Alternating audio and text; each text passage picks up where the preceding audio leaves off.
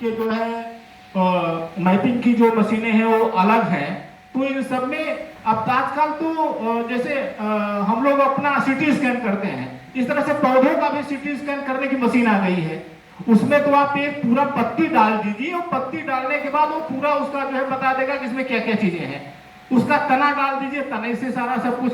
हम लोग तो इसके लिए एक बहुत बड़ा लगभग 250 एकड़ का जो है इथनोमेट गार्डन डेवलप किया हुआ है।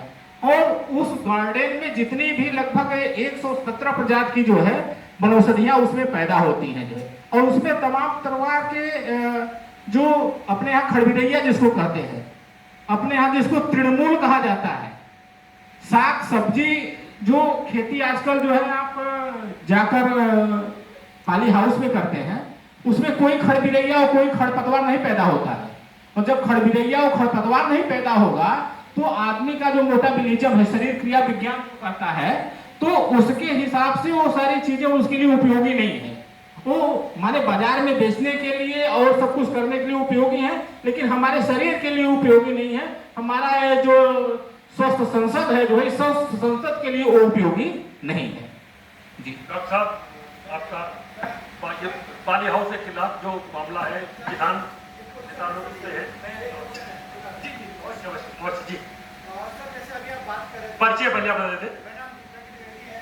स्वच्छ भारत का मैं संस्थापक सर हम दोनों लोग हैं, तो संस्थापक का ट्रस्टी हूँ। थोड़ा क्वेश्चन है, जैसे आप अभी सल्फर डाइऑक्साइड की बात कर रहे हैं, सल्फर का यूज होता है इजराइल में, बात ठीक है। इजराइल का जो इन्वायरमेंट है, इंडिया के कंपेरेटिव में ड्राई इन्वायरमेंट है, तो वहाँ पे सल्फर डाइऑक्साइड का जो फॉर्मेशन होता है और फिर जो उसका साइड इफेक्ट है वह कम होगा। जैसे सल्फर डाइऑक्साइड का जो साइड इफेक्ट है वह है नाइट्रोजन, आपका ब्लीचिंग, ग्रोथ इनिमेशन, सब उसके इम्पैक्ट हैं। तो वहाँ का ड्राई इन्वायरमेंट है, तो वहाँ पे सल्फ्यूरिक एसिड बनने का या उसका जो इम्पैक्ट होने का, निगेटिव इम्पैक्ट होने का चांस कम है। लेकिन हमारे यहाँ उसका चांस ज़्यादा है, क्योंकि हमारा जो ह्यूमिडिटी है वो डिफरेंट है। तो आखिर हम उस चीज़ को यहाँ कैसे लेकर मैं जो मैं कहना चाहता था, मैं लगता है कह नहीं पाया ठीक से। मैं मैं समझ रहा हूँ जी, मैं समझ गया। होता क्या है हमारे यहाँ पूरे एग्रीकल्चर को लेकर ही सर, पूरे एग्रीकल्चर को लेकर, पूरे साइंस के फील्ड में ही होता है। हम लोग वहाँ की चीज़ों को देखते हैं, लेकिन हम कभी भी इतना नहीं देखते हैं कि हमारे यहाँ की इन्वायरमेंटल कंडीशन क्या है और हम उसके अकॉर्डिंग चीज़ों को कैसे अडॉप्ट करें। मैं जो कहना चाहता था, ये कह रहा था कि हम उसकी जड़ में नहीं डाल रहे हैं। होता क्या है कि जड़ में डालने की बात ही नहीं करता, जड़ की तो मैं बात ही नहीं करता, क्योंकि जो सल्फर डाइऑक्साइड का इम्पैक्ट है वो एटमॉस्फेयर से आता है।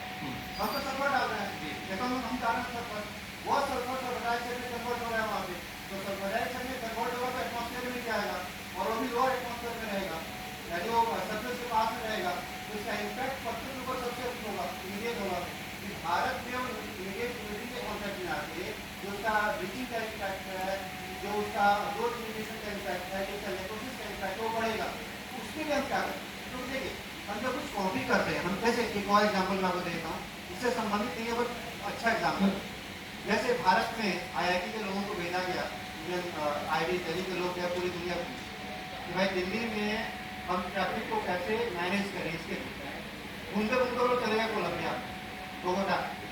कोलंबिया की राजधानी बोगोटा से उन्होंने एक मेथड उठाया जिसे हम BRT कॉरिडोर कहते हैं, दिल्ली में इम्प्लीमेंट किया, फेल हो। भारत के सेंस में हम भारत के लिए क्या लेके आ सकते हैं, उसको भारत की अकॉर्डिंग कैसे बदल सकते हैं, एक बहुत बड़ा क्वेश्चन खड़ा होता है हमारे वैज्ञानिक समुदाय के साथ। इन चीज़ों पर हम कैसे काम करें। जैसे एक और छोटा सा एग्जाम्पल है, पूरी दुनिया में कहीं कैंसर एक्सप्रेस नहीं चलती है, भारत में एक ट्रेन ऐसी जिसका नाम कैंसर एक्सप्रेस, शायद आप अधिकांश लोग जानते होंगे, पंजाब में, वो भी एग्रीकल्चर का ही इम्पैक्ट। तो आखिर हम केमिकल्स के जो देखिए जितने भी हम आपको जितने भी पेस्टिसाइड्स हैं, इंसेक्टिसाइड्स हैं, जो हम डर्टी रेजन्स की बात कर रहे थे, तो जितने भी हैं वो सबके सब बेंजीन से बनते हैं, और सब बेंजीन के ही बाई प्रोडक्ट हैं, बेंजीन के डॉटर हम निकाल लेते हैं। तो उनका जो साइड इफेक्ट है, क्योंकि वो सब कार्सिनोजेनिक, तो आखिर उसको रिमूव करने के हम क्या कर सकते हैं और किस तरह से हम देसी चीज़ों को, जैसे हमारे नीम के अलावा भी बहुत से ऐसे पौधे हैं। बचपन में हमने देखा है कि गेहूं के बखार में नीम डाला जाता था, धान में नीम के पत्ते डालते थे, कीड़े नहीं लगते थे। उन सब चीज़ों को हम कैसे लेके आ सकते हैं ताकि ये जो केमिकल के साइड इफेक्ट्स हैं उसको हम रोक सकें और उसके लिए संस्थान का एक्चुअली मेरी नीड पे किताब हुई है, स्पेशली किसानों के लिए ही है। खाद और पेस्टिसाइड इस्तेमाल करने कैसे हैं उसको हम इस्तेमाल करें। लीफ की मतलब अलग अलग जैसे छाल है उसमें बैक्टीरियोसाइड पाई जाती है, पत्ती में स्पेशली जो उसका नीम की गिरी है उसमें इंसेक्टिसाइडल प्रॉपर्टी है, उसके अलावा कैसे उसके पेस्टिसाइड बनाएं वो सब वो अलग बात है। लेकिन जो बात हो रही थी पॉली हाउस के अंदर जब हम फंगस की बात करते हैं तो फंगस में गोमूत्र का जो है, गोमूत्र में एंटी फंगल प्रॉपर्टी पाई जाती है। उसको अगर हम इस्तेमाल बार बार करें, ऐसा नहीं इसका एक बार डालने से नहीं होगा, उसको जब हम बार बार और स्पेशली 30% से 30% जो है 30% की मात्रा या उससे जब बढ़ा के देते हैं तभी इसका इफेक्टिव है, अदरवाइज इससे कम में डालने में देखा इसका इफेक्ट नहीं आता। एक सेकंड में डिस्टर्ब करूंगा। ये किसी का फोन खो गया था, उनका फोन आ रहा है, गिर गया और जिसका और ले ले प्लीज। क्योंकि पॉली हाउस में जब खेती करते हैं तो कुछ उसके दूसरे दृष्टिकोण होते हैं ज़्यादा इनकम लेने के लिए। हम जब स्वास्थ्य की बात करें कैसे हम उसके रेजिडुअल इफेक्ट को कम करें, मैंने उससे बात कही थी कि आप सीधे प्लांट में नहीं छिड़कें ताकि उसका कोई रेजिडुअल इफेक्ट जो है, स्पेशली क्या करते हैं पॉली हाउस में तो उसको अलग ट्रे बनाते हैं, जमीन की नहीं लगा रहे हैं, ट्रे बना करके रूटिंग मीडिया डेवलप करते हैं, उस रूटिंग मीडिया में उसको रो करते हैं और उसका सॉइल से डायरेक्ट कंटेक्ट नहीं होता है। तो जो रूट्स हैं उस ट्रे में होती हैं, वो कोई बाहर नहीं आती हैं। और जो ओपन स्पेस है जहाँ पे हमारे रूट्स नहीं है वहाँ पे हल्का सा डाल देते हैं, समझे, और वो कॉम्पैक्ट है, पॉली हाउस है, उसका कोई गैस बाहर नहीं जा रहा, उसके अंदर ही है। तो वो क्या है कि पूरा का पूरा जो सल्फर डाइऑक्साइड निकलती उस कॉन्सेंट्रेशन में पूरा का पूरा देखा वो में बता जाता है। लेकिन उसके रेजिडुअल डॉक्टर साहब के डिस्ट्रीब्यूट बताया था कि रेजिडुअल इफेक्ट उसमें उसके फ्रूट्स में नहीं इस तरह का जो फंगस उठी कर दे रहा है, जो हमारे फंगस उसके ऊपर लग रहे हैं, स्पेशली आपका ये टोमेटो में और चिली में शिमला मिर्च जो कहते हैं इनमें तो जी डॉक्टर साहब इस पर मुझे लगता है चर्चा काफी लंबी भी चल सकती है। डॉक्टर साहब को लखनऊ जाना है तो मैं चाहूंगा डॉक्टर साहब दो शब्दों में, एक तो अगर क्योंकि इंडस्ट्रीज के भी लोग यहाँ होंगे और एग्री इंडस्ट्रीज तरफ लोग आए और जो ये सब उपभोक्ता है हम लोग, वही लौकी बड़ी हो जा रही है इंजेक्शन लगा देने से, तो वही इंजेक्शन मत लगाओ, पॉली हाउस लगा रहे हो तो पॉली हाउस का सावधानी बरतो। इन चीज़ों पर एक तो आपके विश्वविद्यालय की इसमें सबसे खास चीज इंडस्ट्रीज के लिए क्या है, जो आपके लिए इंडस्ट्री को आप क्या मैसेज देना चाहते हैं, किस क्षेत्र में उनको काम करना चाहिए, और उसके बाद आप चाहेंगे कि अभी आप लौट कर आए हैं जो देश में प्राकृतिक खेती कुदरती खेती के इस वक्त सिरमौर है, मोदी जी की प्रशंसा करते रहते हैं, उनके सत्र से आप आए हैं, तो उसका संक्षेप में आपने क्या उसको एक्चुअली मैंने भी 95 में या ऑर्गेनिक फार्मिंग या नेचुरल फार्मिंग, उस समय ऑर्गेनिक फार्मिंग बोलते थे, अब तो जो नेचुरल फार्मिंग है उसकी का एक पार्ट है जो लोकल चीजें युवा है जो देख रहा हूँ IIM से अहमदाबाद से भी कोई है, कलकत्ता IIM अपने से इस के लोग हैं, तो ये लोग आए प्रभावित हो कैसे इनको क्या स्पेशली जो हमने किसानों के खेत में काम करके देखा, स्पेशली 10 साल में, और जो ढेर सारी सब्सिडी स्कीम देखते हो वर्ल्ड बैंक को हमने बहुत बार दिखाया, उसका डाटा दिखाया, तो किसान को हमने कहा तुम खेती करो लेकिन जो हमारा ऑर्गेनिक सिस्टम उसको अडॉप्ट करो।